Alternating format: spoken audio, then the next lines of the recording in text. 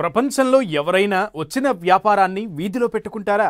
Director puri Jagannadh రాసిన ఈ dialogue ఇండస్ట్రీకి ఇప్పుడు పక్కా సూట్ అవుతున్నట్లు కనిపిస్తోంది.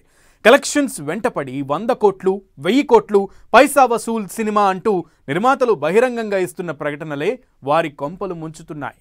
ఐటీ రైట్స్తో అప్రమత్తమైన సినీ నిర్మాతలు కలెక్షన్లపై ఓసారి కూర్చుని మాట్లాడుకుంటే బాగుంటుందనే అభిప్రాయానికి వస్తున్నారు. అందరం కలిసి నిర్ణయం తీసుకోవాల్సిన అవసరం ఉందంటున్నారు నిర్మాత దిల్ రాజు.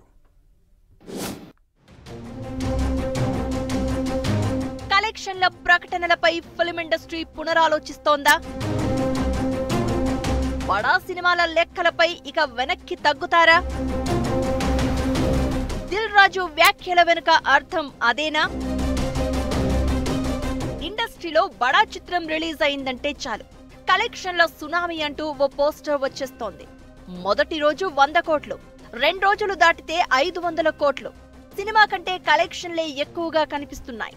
సినిమా బాగున్నా లేకపోయినా సంబంధం లేదు, కలెక్షన్ల ప్రకటనలు నిర్మాతలు వెయ్యాల్సిన పరిస్థితి. కానీ ఈ కలెక్షన్లే నిర్మాతలను ఉక్కిరిబిక్కిరి చేస్తున్నాయి. ప్రొడ్యూసర్ల ఇళ్లలో ఐటీ రైట్స్ కి దారి తీస్తున్నాయనే ప్రచారం జరుగుతోంది. మైత్రి మూవీ మేకర్స్, దిల్ రాజు, సుకుమార్ ఇళ్లలో ఐటీ సోదాలు, కలెక్షన్ల ప్రకటనలపై ఇండస్ట్రీ పెద్దలు పునరాలోచించుకునే సమయం ఆసన్నమైంది. బహిరంగంగా కలెక్షన్ల ప్రకటనలు ఇవ్వడంపై ఓ నిర్ణయానికి వస్తే బాగుంటుందనే అభిప్రాయం వ్యక్తం చేస్తున్నారు. ప్రముఖ నిర్మాత దిల్ రాజు ఇళ్లు, కార్యాలయాలపై ఐటీ సోదాలు ముగిసిన అనంతరం కలెక్షన్ల గురించి ఆయన చెప్పిన మాటలు చర్చనీయాంశమయ్యాయి. కలెక్షన్ల కారణంగానే ఈ పరిస్థితి వస్తుందనే వార్తలపై దిల్ రాజు స్పందించారు. ఇండస్ట్రీలో అందరం కలిసి మాట్లాడుకుంటామని, ఆ విషయాన్ని తాను వ్యక్తిగతంగా కామెంట్ చేయకూడదు అన్నారు. కానీ అలాంటిది ఏమైనా ఉంటే ఇండస్ట్రీ తరపున కరెక్ట్ చేయాల్సి ఉందని చెప్పారు.